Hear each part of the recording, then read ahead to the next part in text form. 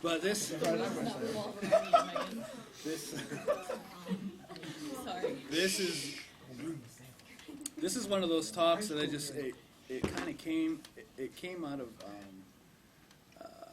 having lots of people come into my office, mostly women that have been married 5, 10, 15, sometimes 25 years. Come sit down in a chair across from me and basically tell me that they're just not sure if their marriage is going to make it. And when I started talking to them, I started asking questions, and what I noticed was a pattern. That basically I could go through the same questions over and over and over again with these women to find out how they had gotten so emotionally dried up with a person that they married, with a person that they once felt their love would make them invincible with, that now all of a sudden they're just not sure anymore if there's a way back to it.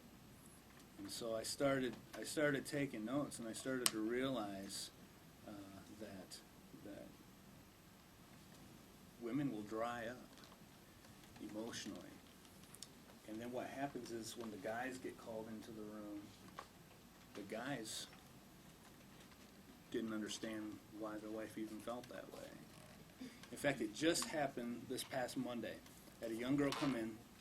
They got married about a little over a year ago at our church. I didn't do the wedding because the groom's uncle was a pastor from Ohio, and he was going to do the wedding, but they asked me if I would do the counseling. And so I said, sure, and I gave them this same talk that I'm going to give you because it's just some things that I found.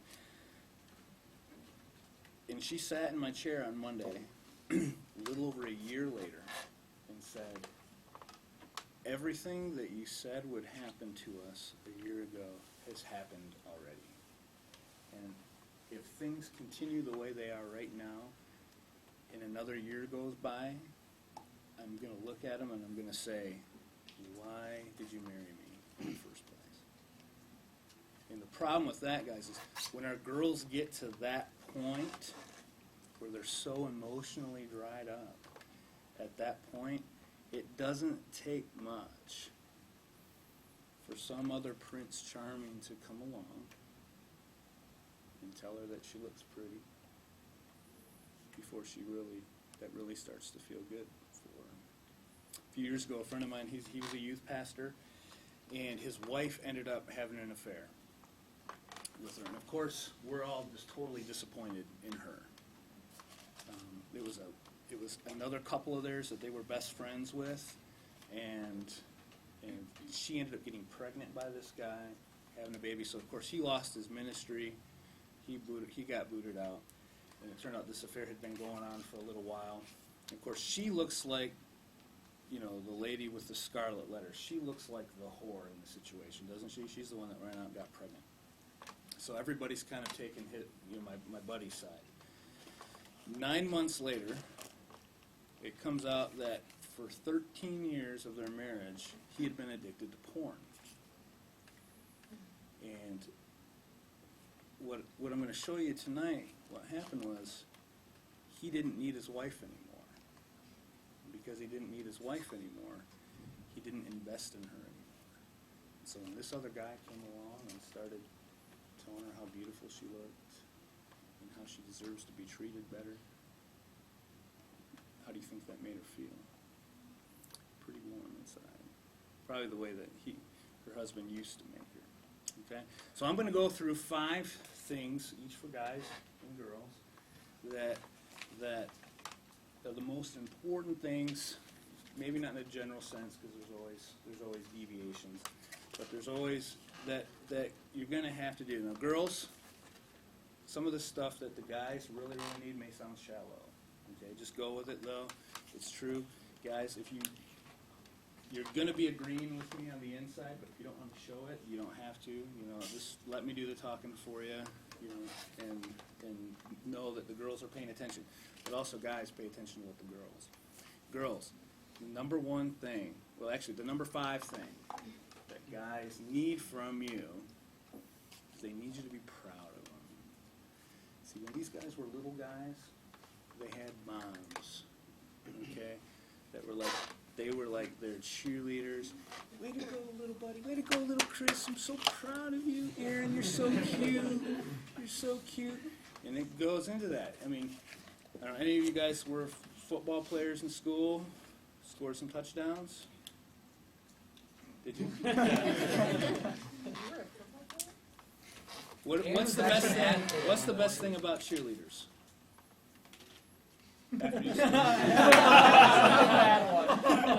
Never mind. Just let me talk.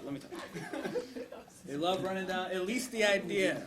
The guys love the idea of running down the sideline and seeing all the cute cheerleaders cheering them on. Go, go, go! And they're cheering for them, right? Okay. Well, what's that? Sorry. Well, believe it or not, it never goes away. Okay, I'm going to be 33 in a couple of weeks, and I can, as a pastor, I can deliver a great sermon and just go home. The only person that I really, really want to hear from is my wife. Even if it's bombed out, I want her to be there cheering me on. She'll be honest with me later about it, but initially, what I really need is I need my cheerleader there. I need to know that I'm making somebody proud. As a guy, it's a macho thing. I don't know what it is. And it sounds shallow that guys need a pat on the back, but to be honest with you girls, we need it. And most girls do a great job, especially when you're dating, and you got, isn't he so cute and all that stuff. We need it. We need it. So don't be afraid. Don't be afraid to tell us.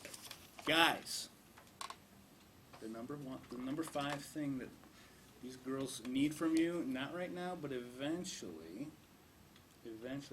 they need to know that you're going to be a good dad someday, okay? You're not going to be one of those guys that when you get home, you sit down in the chair, kick your feet up, open the paper, and after 5 minutes you're sleeping and the kids are running, because chances are good, even if she stays at home with the kids for just a little while before going back to work, or maybe she'll stay-at-home mom for the rest of her life, she's been at home all day long in that situation with the kids, okay, all day long, and you've been at work all day, and you're going to come home, and you're just going to kick back, and she's going to need to know that, my little son Steven, he's this big now.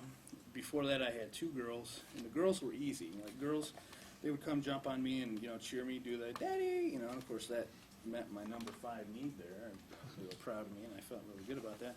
Steven came up to me when he got to be about this tall and just took his hand and just smashed his head into mine. And I was like, oh, dude, your sisters never did that to me. So I took him, I was like, you want some? Come out. And he came back, and he does. But, my wife loves to see me do that with him. She loves to see that I wrestle around with him. She loves to see that I spend time with him. She loves to know that, and so guys, that's very important for the girls. Be a good dad to them. Number 4 for the guys, girls, ready? Girls aren't taking notes, guys, so Aaron, you're gonna need to make sure you're on this off. I'm getting 0. Number 4, girls. It's called King of the Castle. Sounds shallow. Sounds shallow. And it's not dictator of the castle. It's just, when I walk in the house, I walk in, I will do this. It's really lame, but I'll walk in the back door, shut the door, and lift my hands up like this, and expect to hear cheers of jubilation because Dad is home. And you know what? For the most part, unless Blue's Clues has my kids' attention, drilled like this, they do it. But part of that King of the Castleness is guys need peace and quiet for a little bit. This is tough for you girls. It's tough because how many words a day do girls speak? Something like 25,000 words a day or something like that. And a guy speaks 10,000 or something. It's less than half what girls speak. When a guy gets home, sometimes he's going to need you to just give him some space. He doesn't always like to talk about how he's feeling, okay? We process that stuff differently. And so if he needs the quiet and he needs the peace and he just needs to get away, just give it to him for a minute, all right, and let him have just the peace and quiet. And he likes to be